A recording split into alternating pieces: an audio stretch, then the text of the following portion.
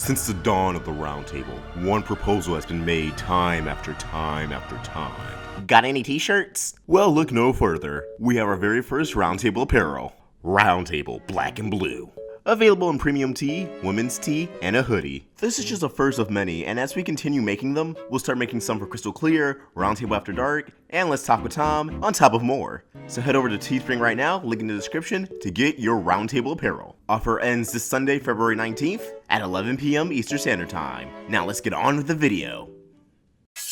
As the Year of the Diamonds continue, this Friday we have the episode Storm in the Room, in which Steven goes into his room, aka Rose's rooms, for answers about Rose. Now, this seems like it's going to immediately pick back up Steven's subplot for searching for answers that began in Steven's dream. And with answers about Rose comes answers about Pink Diamond. So while it's not a guarantee, I expect something Pink Diamond related to be revealed in this episode. So I wanted to use this video to go over everything we know about Pink Diamond, even if it wasn't directly stated in the show. Pink Diamond was a Homeworld gem and a member of the Great Diamond Authority, completing its 4 members during Era 1 on Homeworld. Although we don't know when Pink Diamond was made, it appears she's the youngest diamond. But that assumption is made because it seems that Earth and the Moon were her only colonies. This is what we can surmise from the Moon base, which of course belonged to her. The murals depicted in there for Yellow, White, and Blue Diamond have multiple planets, nearly 14 to 16 each, whereas Pink Diamond only has 2, the Earth, and then if you look closer, the Moon.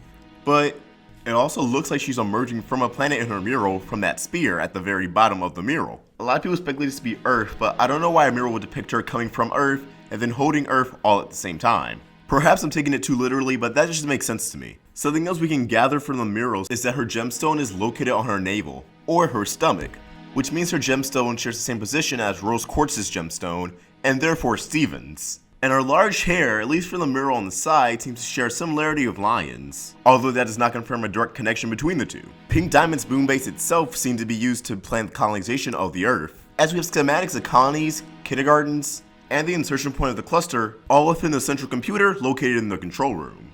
Something else we know about Pink Diamond is that she had a human zoo, where she would capture humans from their families and store them inside this facility. However, the humans are still cared for, as they're put in a utopia, instructed by an AI how to carry out their daily activities and lives. They're still fed, they can still bathe, and from what we've seen in the zoo, the current humans in there seem to enjoy their lives, even though they don't know what Earth looks like, what living a truly free life feels like.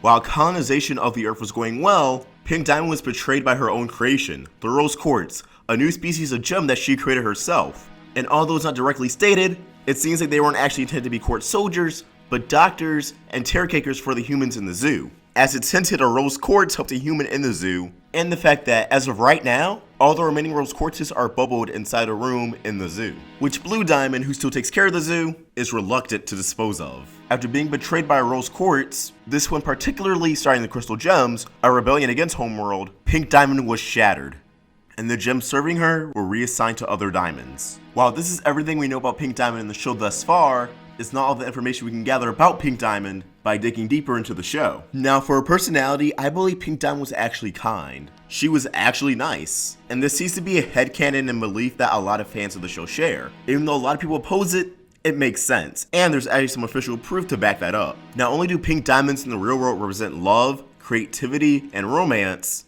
as Pink Diamond was creative, taking the initiative to make new gems for her human zoo, Rebecca Sugar, creator of Steven Universe, although I'm sure you all know that, shared the earliest sketches and concepts from the episode Steven's Dream. And here we have some scrap Blue Diamond dialogue, among of which refers to Pink Diamond as Blue says, "Moments of kindness, she loved this." Ultimately, I believe this was scrapped because it would have felt out of place, and the Crewniverse decided they weren't yet ready to reveal Pink Diamond's personality. But this right here is a direct indicator of how Pink Diamond acted. If she indulged in moments of kindness, that probably spoke a lot for her character. While the gems paint Pink Diamond in her zoo as just trophies for her conquest, once you realize humans in there are actually taken care of and never experience pain, they're tended to their needs, it almost seems as like Pink Diamond was protecting the humans. Those that she selected for the zoo, those that she saw a really special value in, worth in, that they don't deserve to lose their planet because colonization would kill the Earth. It would turn it into something entirely new. While it's still twisted and not exactly the right thing to do, At further glance, it seems like Pink Diamond was simply just trying to protect human life, even if it was a small sample. And just because she started small doesn't mean she was going to expand to eventually move all human life into the zoo. Although we can't really get much from the gems who served under her, what we can get from the prime kindergarten amethyst and the surviving betas, in addition to the rose quartzes, that these gems, despite their defects, act the most human out of any other gems we've seen.